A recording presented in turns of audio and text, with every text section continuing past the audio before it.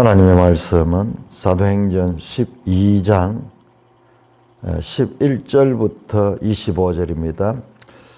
지난번에 하다가 12장 후반부가 시간이 없어서 끊었는데 오늘 그 부분을 자세히 살피겠습니다. 사도행전 12장 11절 이에 베드로가 정신이 들어 이르되 내가 이제야 참으로 주께서 그의 천사를 보내어 나를 헤롯의 손과 유대 백성의 모든 기대에서 벗어나게 하신 줄 알겠노라 하여. 깨닫고 마가라 하는 요한의 어머니 마리아의 집에 가니 여러 사람이 거기에 모여 기도하고 있더라. 베드로가 대문을 두드린데 로데라 하는 여자아이가 영접하러 나왔다가 베드로의 음성인 줄 알고 기뻐하여 문을 미처 열지 못하고 달려 들어가 말하되 베드로가 대문 밖에 섰더라 하니 그들이 말하되 네가 미쳤다 하나 여자아이는 힘써 말하되 참말이라 하니 그들이 말하되 그러면 그의 천사라 하더라. 베드로가 문 두드리기를 그치지 아니하니 그들이 문을 열어 베드로를 보고 놀라는지라. 베드로가 그들에게 손짓하여 조용히 하게 하고 주께서 자기를 이끌어 옥에서 나오게 하던 일을 말하고 또 야고보와 형제들에게 이 말을 전하라 하고 떠나 다른 곳으로 가니라. 나리샘의 군인들은 베드로가 어떻게 되었는지 알지 못하여 적지 않게 소동하니 헤롯이 그를 찾아도 보지 못하며 파수꾼들을 신문하고 죽이라 명하니라. 헤롯이 유대를 떠나 가이사라로 내려가서 머무니라. 헤롯이 두로와 시돈 사람들을 대단히 노여워하니 그들의 지방이 왕국에서 나는 양식을 먹는 까닭에 한 마음으로 그에게 나와 왕의 침소 맡은 신하 블라스도를 설득하여 화목하기를 청한지라. 헤롯이 나를 택하여 왕복을 입고 단상에 앉아 백성에게 연설하니 백성들이 크게 부르되 이것은 신의 소리요 사람의 소리가 아니라 하거늘 헤롯이 영광을 하나님께로 돌리지 아니하므로 주의 사자가 곧 친히 벌레에게 먹혀 죽으니라.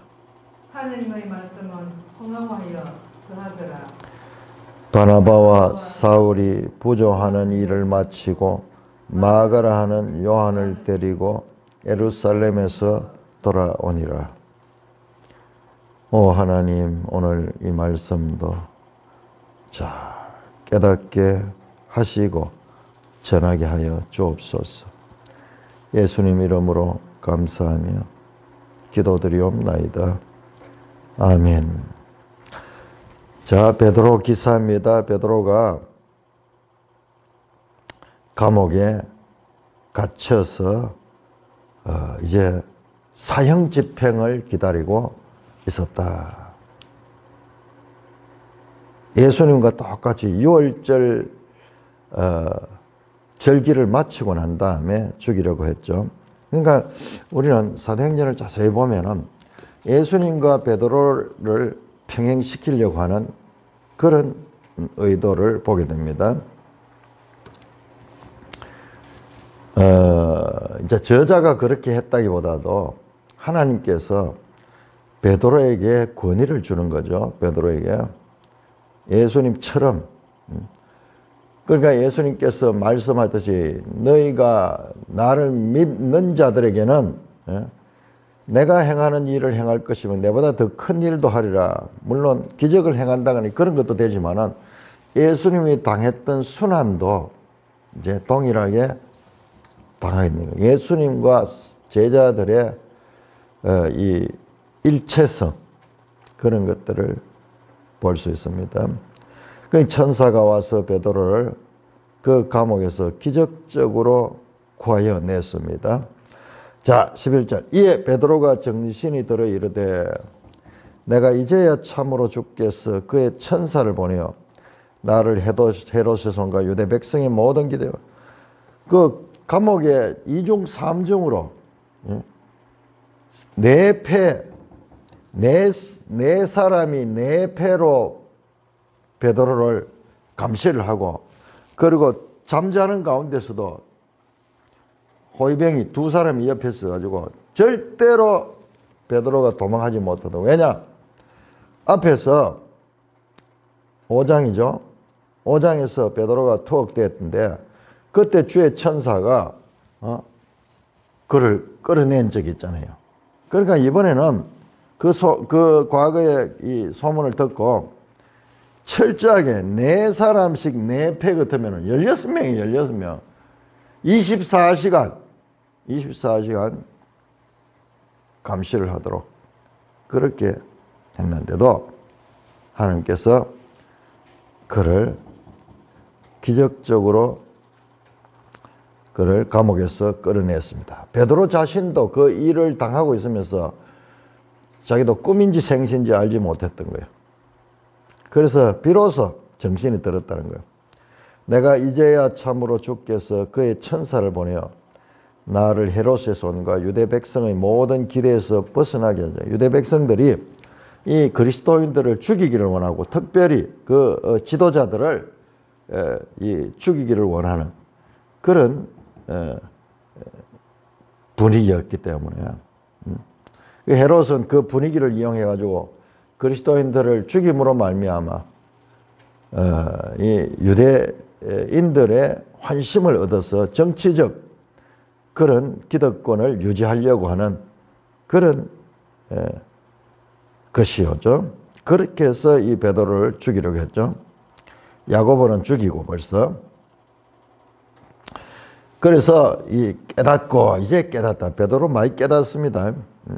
베드로 많이 깨달아요. 앞에서도 깨달았죠. 그 고넬료 집에서 내가 하나님은 외모로 사람을 보지 않고 각 나라 사람 중에서 하나님 믿는 자를 그 구원하신 줄을 내가 깨달았다.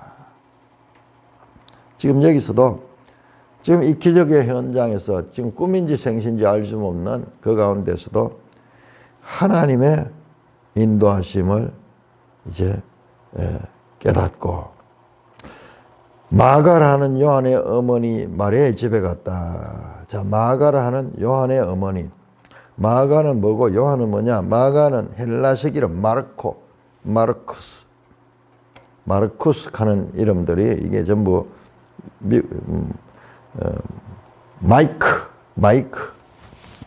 마르코스 뭐 전부 이 같은 이름. 이 로마식 그런 이름이고, 그 다음에 요한은 히브리식 이름입니다. 그 어머니 마리아의 집에 갔다. 자, 이 마가가 누구냐 그러면은 마가복음의 저자예요. 그러니까 그 마가의 어머니의 집, 아버지가 안 계시는 집, 어머니의 집, 어머니가 마리아인데 그 집에 여러 사람이 모여 거기서 기도하고 있었다. 그러니까 이 집이 아주 큰 집이었어. 이 집이 사도행전 2장에 마가의 다락방 하는 게 바로 이 집을 가리키고 있는 것입니다. 여기 공간도 크고 교회가 여기에 계속 모이는 그런 집입니다. 자, 이 마가는 누구냐 그러면요. 우리 골로새서 4장 10절에 보면은 바나바의 생지라, 바나바의 외족 조카인데 어머니의 그러니까는 아들이죠. 생질. 골로새 4장 10절에 바나바의 생지라고 나옵니다. 그러면은 이 집은 누구의 집이냐 하면 바나바의 누나거나 여동생. 바나바의 누이 집. 그러니까 바나바를 이렇게 보면은 조금씩 이 자료가 나오는데, 바나바도 재산을 팔아가지고 교회에 의해서 내놓는 장면이 4장 36절인가 나왔죠. 바나바가 또 이 예루살렘 교회 파송을 받아가 안디옥 교회를 지도하고, 바나바가 사도는 아니지만은 되게 영향력 있는. 그런데 뒤에 보면은 바나바를 사도라고 하는 표현이 나와요. 그러니까 초대교회의 영향력 있는 그런 인물이며 그 집안이 좀 부유한 것 같아요. 이런 걸 보면은 이 다락방이 있고 여기에 이 사도행전 2장에도 한 120명이 모이는 그런 집이니까 고대에 그런 집이 어디 있어요? 아주 큰 집을 가지고 있고 그러니까는 이 집안이 아주 넉넉한 그런 집안이었던 것 같아요. 자, 그 집에 여러 사람이 모여 거기서 모여 기도하고 있더라. 2장에서 오순절날 그들이 간절히 기도할 때 성령이 임했듯이 그들은 그때를 생각하며 또 간절히 기도하고 있을 것입니다. 마가 이야기가 나왔기 때문에 제가 한마디 더 하겠는데요. 베드로전서 5장 13절 보면요. 베드로 사도가 마가를 내 아들 마가라고 해요. 내 아들 마가. 내 아들 마가. 그러니까 이 초대교회에 이와 같은 표현은 영적 표현이에요. 영적 아들이에요. 영적 아들. 베드로도 디모데를 갖다 내 아들 디모데라 그러죠. 그건 이제 육적인 관계가 아니고 영적으로 복음을 전도하고 양육하고 뭐 이런 개념에서. 그래서 마가복음은요. 마가복음 베드로의 이 경험을 베드로가 구술하고 그리고 마가가 그것을 기록한 복음서다. 그래서 마가복음과 베드로의 연관성이 아주 성경학자들이 깊이 다루고 있습니다. 자, 그래서 이 마가의 집에 베드로와도 아주 친숙하고 그 다음에 이 바나바와 초대교회에 아주 영향력 있는 지금 바나바. 자, 여러분 여기서 우리가 잊어버리지 않을 건 11장 마지막 절에 11장 마지막 절에 바나바와 사울이 지금 예루살렘으로 갔어요. 왜? 예루살렘에 흉년이 들어가지고 어려움이 있는데 그때 안디옥 교회가 구제금을 준비를 해가지고 바나바와 사울을 보냈거든요. 그렇다면 이게 연속되는 이야기라 그러면 바나바와 바울이 지금 예루살렘 이 현장에 함께 있을 수도 있었다는 것입니다. 뒤에 보면은 그게 더 그 가능성이 있는 것이 보입니다. 자, 그래서 그러면은 여기 자기 누나 집이고 그런데 거기 뭐 갔을 거예요. 그래서 함께 예루살렘 교회에 일어난 그런 환란을 알고 기근뿐만 아니라 사도들 죽이는 이런 엄청난 이 환란을 경험하고 함께 기도하는 무리 가운데 있을 수도 있을 것입니다. 베드로가 대문을 두드리니 로데라는 여자가 왔다. 베드로가 이제 와서 그 대문을 두드리면서 자신이 문을 열어달라 그러니까는 그 여자아이가 나왔다가 베드로의 음성을 듣고 기뻐하여 문을 미처 열지 못하고 달려들었다. 너무 놀래가지고. 왜? 베드로는 지금 이중 삼중으로 철저한 이 감옥에 갇혀가지고 이제 모인 사람들은 그를 위해서 기도하고 있는데 베드로가 나왔다는 게 이게 믿을 수 없으니까는 그래서 무리에게 달려가가지고 달려 들어가서 말하다. 이거 한번 보세요. 달려 들어가서 말하다. 공간적으로 이 얼마나 집이 크다 하는 것을 우리가 암시할 수 있죠. 보통 집에 그냥 들어가는 거지 그 달려 들어갈 공간이 어디 있어요.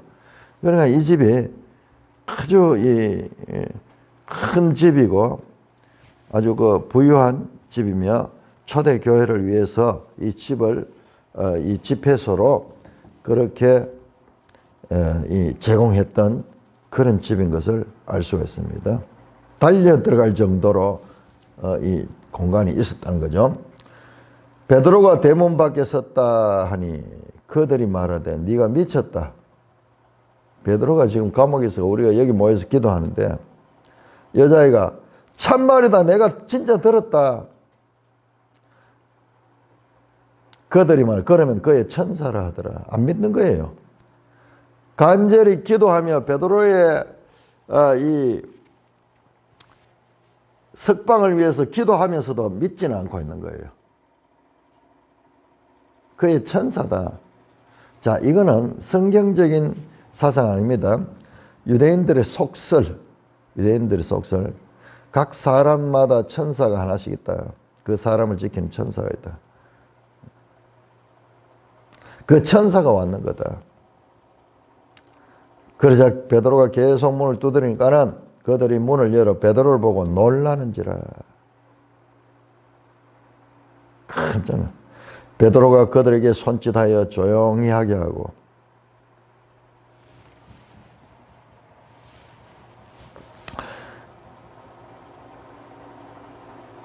주께서 자기를 이끌어 옥에서 나오게 하던 일을 말하고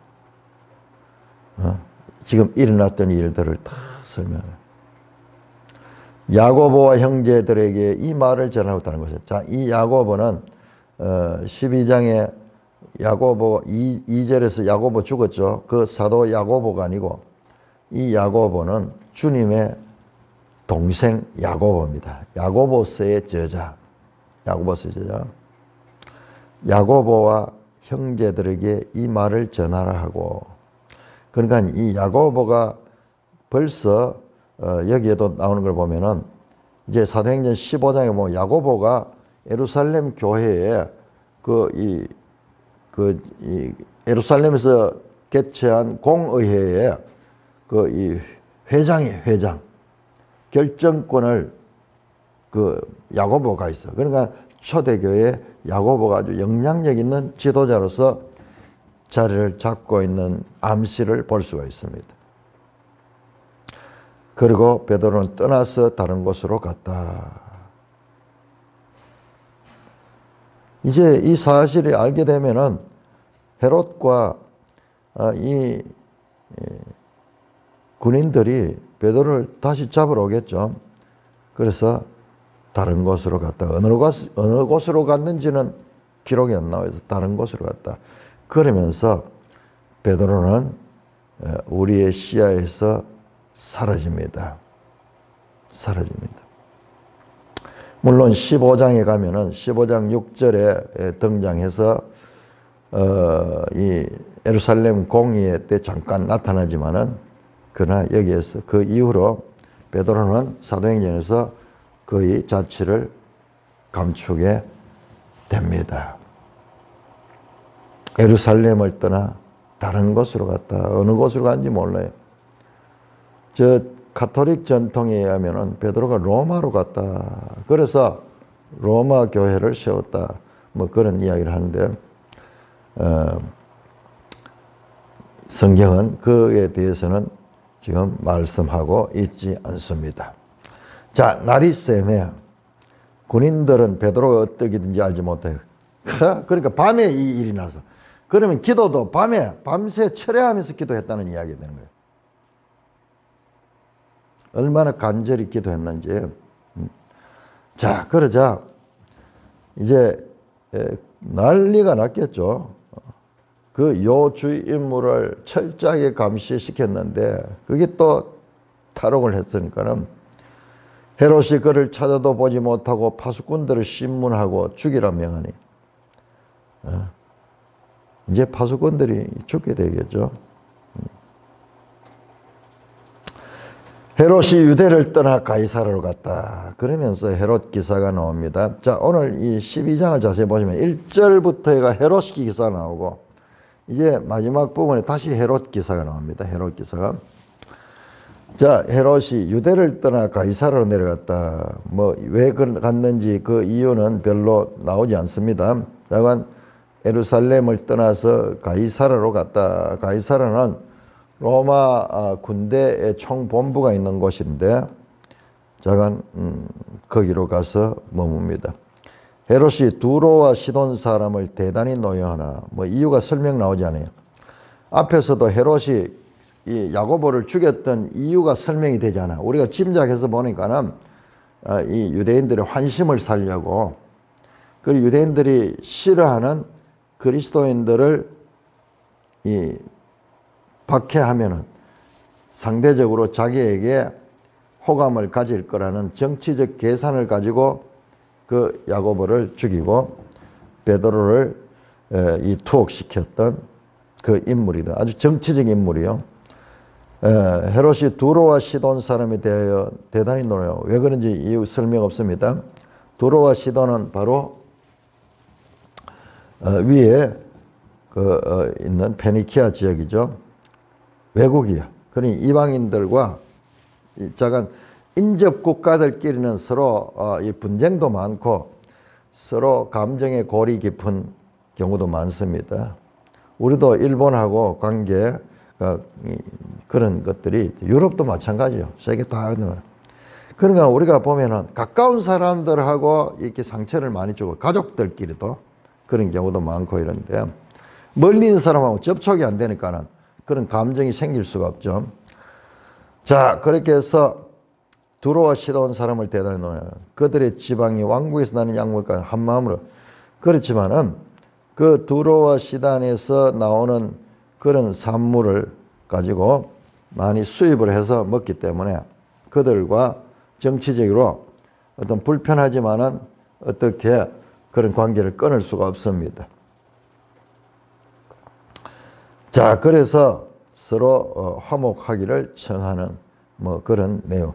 이 뭐 때문에 그러느냐, 뭐 거기에 대해서는 절 설명이 없어요. 자관 이 불편한 그 가운데서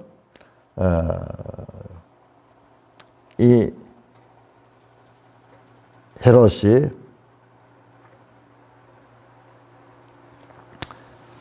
연설을 합니다. 백성에게 단상에 앉아서 21절 헤롯이 나를 택하여 왕복을 입고 단상에 앉아 백성에게 연설하여. 백성을 많이 못 얻었겠죠. 많이 못 오고 왕의 권위 있는 옷을 입고 그 다음에 단상에 앉아가지고 백성에게 연설했다. 그러니까 왕의 이 보좌에 앉아가지고 그렇게 이 백성이 연설했겠죠. 그러자 백성들이 크게 부르되 이것은 신의 소리요 사람의 소리가 아니다. 우리 지난번 문재인 정권 때 쇼를 많이 했죠. 쇼. 남북 관계도 막 곧 평화가 오고 해방이 막 서로 민족 간에 이 통일이 될 것 같은 쇼를 얼마나 멋지게 했습니까? 실제 내용은 아무것도 없으면서. 아마 여기에서도 그렇게 했던 것 같아요.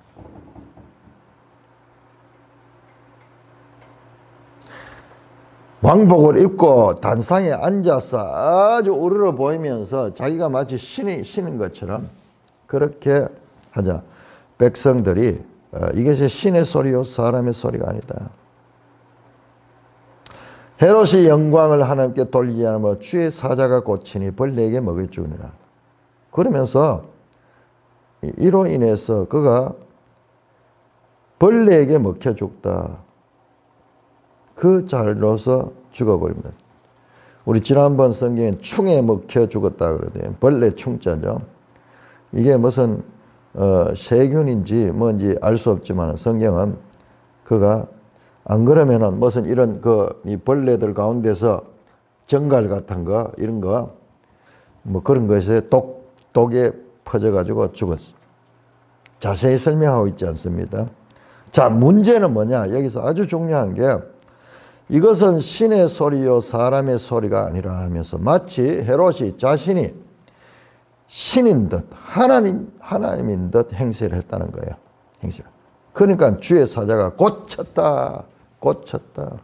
자, 여기에서 저는 주의 깊게 사도행전을 이 공부한 사람들은 이 헤롯의 죄가 아주 큰 죄다 하는 걸 알게 됩니다. 왜냐 그러면은 사도행전 4장에 보면은 베드로가 이 예루살렘 공회 앞에서 그렇게 설교할 적에 그들이 협박하고 베드로에게 이 말을 멈추게 하려고 했을 적에 베드로가 담대하게 말합니다.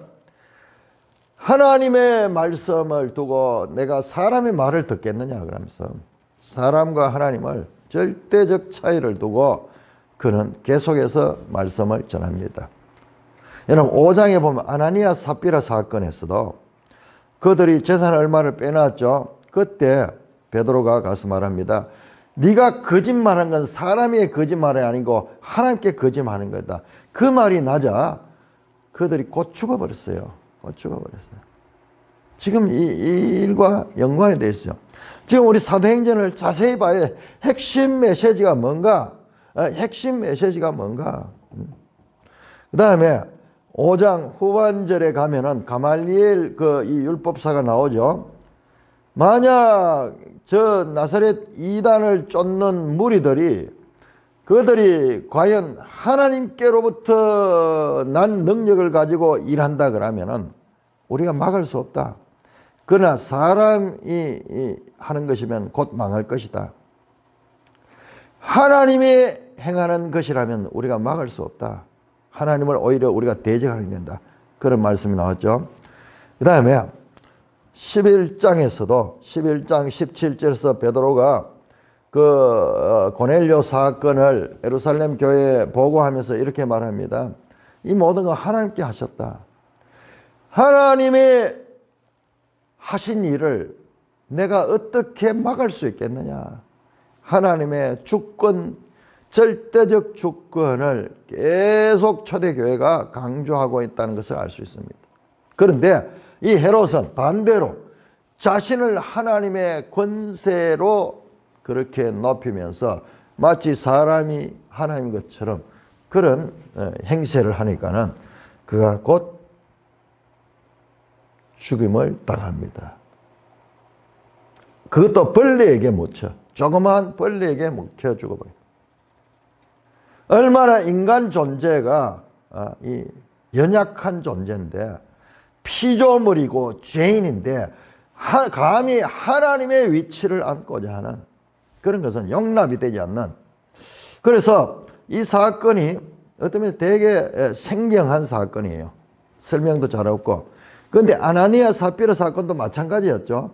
사도행전에 그런 사건들이 많이 나와요. 그런 것들이 공통적으로 뭐냐, 하나님의 주권적인 권위에 도전하는, 또는 하나님의 주권적인 권위를 무시하는 자들에게 임하는 강력한 징계의 사건이 나타나고 있는 것입니다. 그래서 이 본문만 보면은 우리가 이야기 힘들지만 쭉 앞에 걸 보면, 자, 제가 이 이야기를 왜 하느냐 그러면, 우리 교회가 이단들도 전부 예수 믿는다 그러고 오늘날 교회가 얼마나 많이 있습니까? 여러 교회인데, 근데 교회마다 강조하는 게 달라요. 어떤 분은 기도하고 능력을 받아가지고 귀신을 쫓아내고 병자를 나수고, 그래서 저 교회에 가면은 야, 우리 문제가, 인생의 문제가 해결이 될 수 있다, 뭐 그렇게 해서 사람들이 많이 모이는 교회가 있어요. 또 어떤 교회는 기도하고 하나님과 교제를 깊이 하면서 하나님의 음성을 듣고, 그래서 하나님과의 이 밀접한 교제를 하면서 이 하나님을 체험하는 그런 것을 강조하는 그런 교회도 많습니다. 또 어떤 교회는 막 능력 행하는 거. 어떤 교회는 또 사회적인 봉사 이런 걸 많이 하면서 선교를 많이 하고 뭐 이러면서 각각 특색들을 가지고 있으면서 교회가 다양하게 있는데, 자, 그런데 가장 중요한 것은 뭐냐 그러면은 하나님의 절대 주권이에요. 절대 주권. 하나님의 절대 주권을 인정하지 아니하면은 그 교회는 바른 교회가 아니에요. 지금 이게 초대교회가 우리에게 보여주는 거예요. 하나님의 절대 주권. 사람이 아니라, 여러분, 우리가 이 교회사를 보면은 첨예하게 대립되는 어거스틴과 펠라기우스의 사상. 하나는 하나님의 절대 주권을 강조하고, 하나는 사람과 하나님의 협력 관계, 신인 협력 관계를 강조하는. 그래서 우리 사람이 보기에는 이게 더 합리적인 것 같아요. 그렇지만은 성경의 가르침은 아닙니다. 하나님의 절대 주권이요. 성경과 일치되는 게 어디냐? 우리 생각과 우리 경험이 아니라, 마찬가지로 종교개혁 때 칼빈과 아르메니우스의 관계도 마찬가지예요. 여기는 절대 주권을 강조하고 있고, 여기는 인간의 그와 같은 책임 부분을 되게 강조하면서 비슷해요. 비슷하지만은 그러나 결정적인 데 가면은 여기에 인간적인 이런 것들이 강조가 되는 경우가 많습니다. 오늘날 교회를 자세히 보세요. 오늘날 그 교회를 자세히 보면 하나님의 절대 주권을 인정하는 자들은요, 정치 체제에 있어서도 자유민주주의를 추구합니다. 자유민주주의.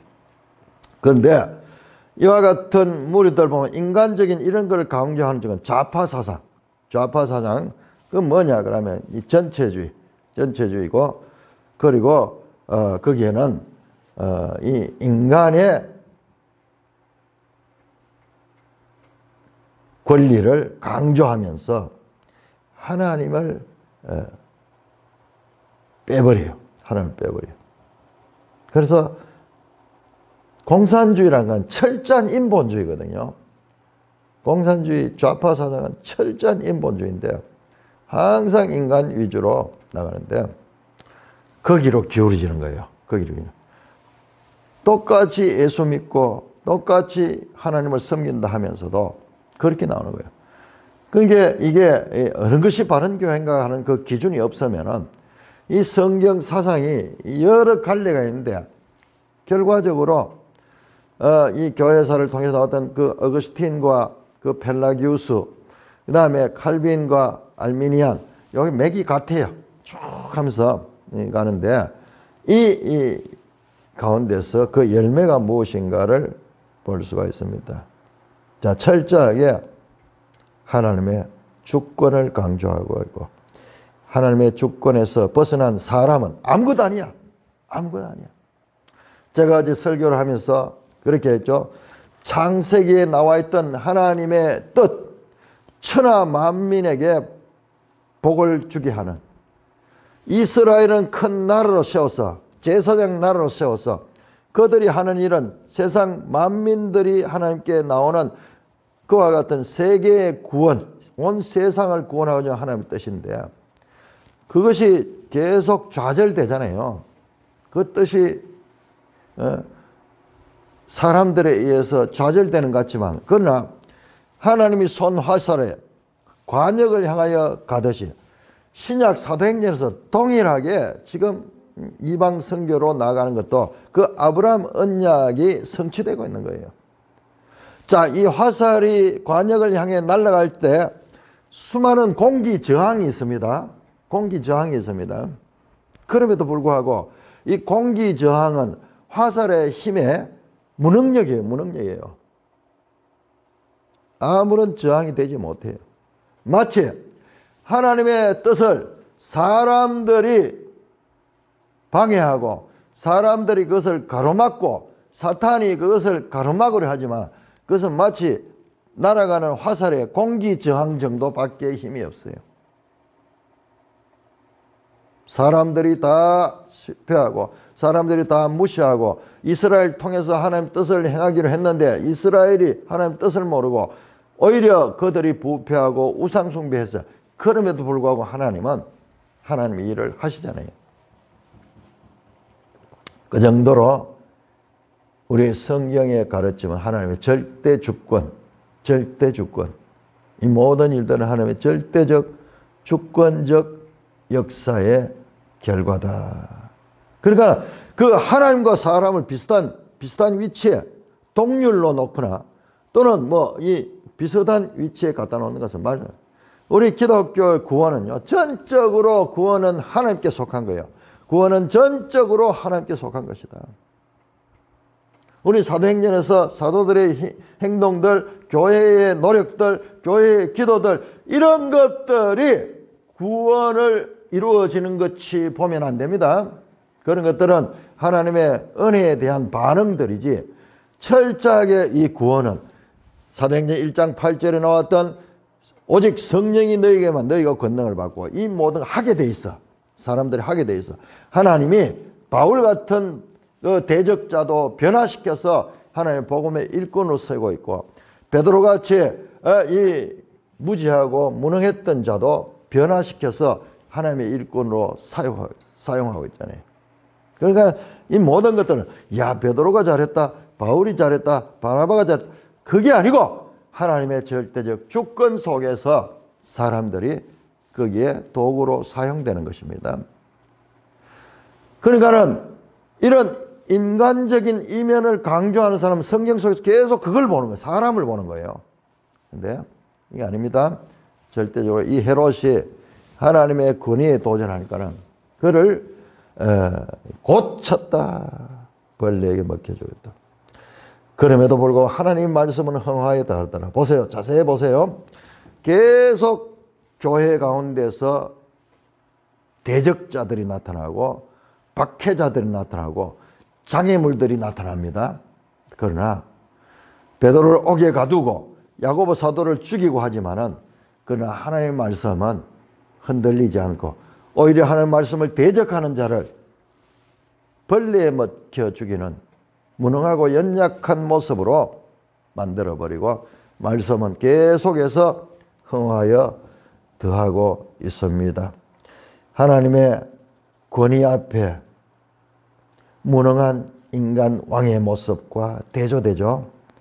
헤롯이 자신의 그 위상을 가지고 신의 영광을 드러내면서 신이라는 소리를 들은 그 현장 앞에 얼마나 그가 무능하게 벌레에게 묻혀 죽어버리는 그런 무능하고 연약한 존재이며 하나님의 말씀은 어떤 인간적인 저항이 있더라도 계속 흥하여 더하는 자, 이 내용이 바로 딱 이렇게 한 절 사이로 붙어 있는 것도 이 성경이 그런 것을 더 대조시키고 있는 것입니다. 대조입니다. 자, 12장은 끝이 25절로 끝이 납니다. 자, 앞에 나오는 내용과 전혀 상관없이 바나바와 사울이 부조하는 일을 마치고 마가라 하는 요한을 데리고 예루살렘에 돌아오라. 자, 마가라 하는 요한이 처음 여기 나오는데 이 자가 누구냐 하면 12절에 나왔던 마가라 하는 요한의 어머니 마리아의 집, 이 성도들이 모였던 그 집회 장소, 예배했던 그 장소, 기도했던 그 장소, 기도 처소, 그 집의 아들이죠. 그 아들. 그가 바나바와 사울과 함께 예루살렘에서 돌아왔다. 안디옥으로 돌아왔는 거죠. 예루살렘에서. 그러니까 여기 지금까지 예루살렘에 있었다면 이 기도회도 함께 참여했을 거, 이때 베드로도 만났을 수도 있을 것이라 그냥 우리가 추측하는 거예요. 자, 여러분 지금 한 구절을 한번 보세요. 제가 12장을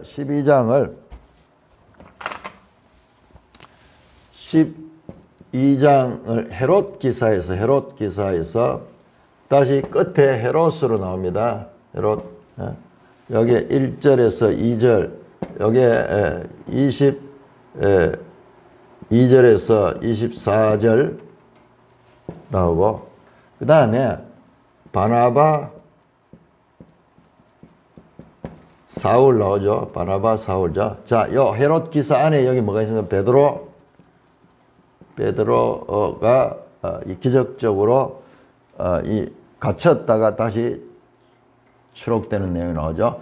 자, 11장 마지막 절 보세요. 11장 마지막 절은 11장 30절인데 11장 30절 마지막 절은 바나바 사울. 자, 성경 구조를 한번 보세요. 그냥 읽기만 해서 안 돼요. 이것을 구조적으로 보기 시작하면 이런 걸 볼 수 있어요. 바나바 사울, 그 다음에 베드로, 그 다음에 헤롯. 이러면서 2중, 3중 샌드위치 구조를 가지고 이 구조를 통해서 메시지를 전하고 있어요. 구조를 전하는. 자, 12장 25절에 바나바 사울이 이제 임무를 마치고 예루살렘 교회를, 장소는 여기가 지금 예루살렘이죠. 예루살렘.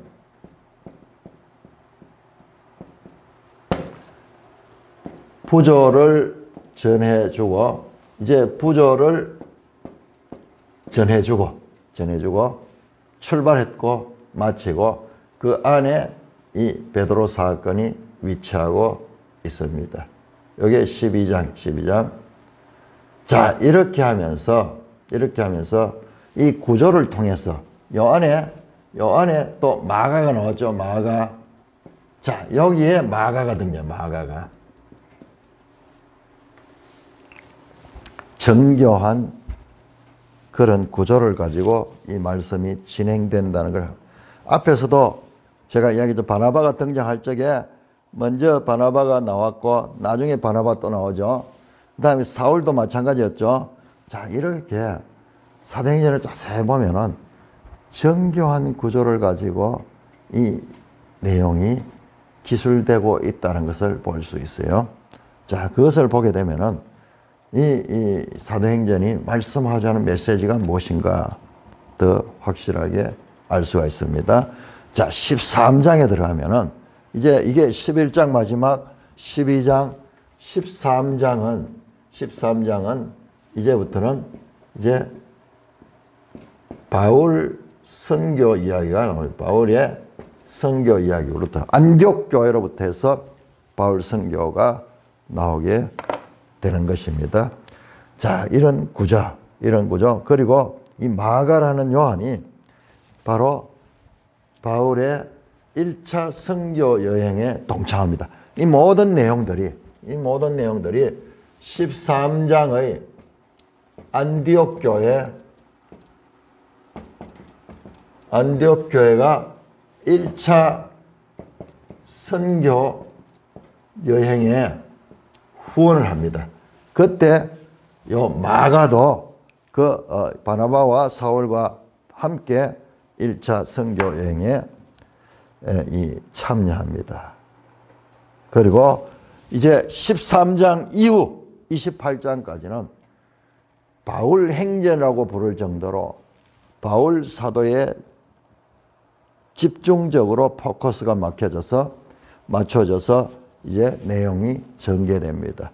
그러니까 지금 이 과정들을 자세히 보면 이게 지금 13장에 안디옥 교회를 통한 1차 선교 여행을 준비하는 그런 준비 단계의 내용들이 여기에 깔려 있다.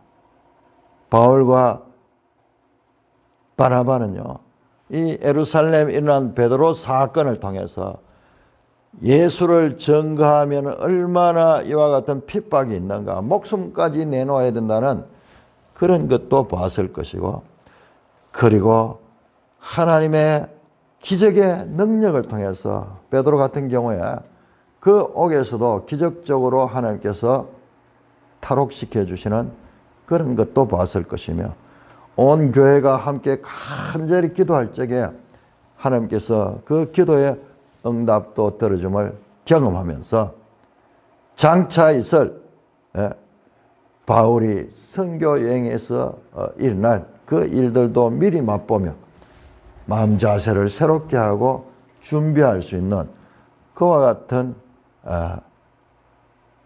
계기를 마련해 주었을 것이다. 그렇게 생각이 됩니다. 그래서 11장, 12장 요 구조를 보시면은 우리 누가복음이 그 사도행전이 얼마나 정교한 구조를 가지고 메시지를 전한가를 알 수 있습니다. 13장 이후는 엄청난 이제 새로운 지금까지는 12장까지는 예루살렘, 온 유대야, 사마리아.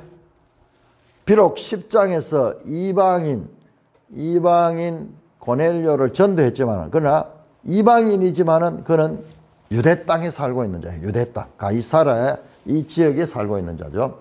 그러니까는 이제는 13장은 그 차원이 아니고 실제로 이방 땅으로 나가서 복음을 전하는 그 내용으로 발전적으로 전개되는 것입니다.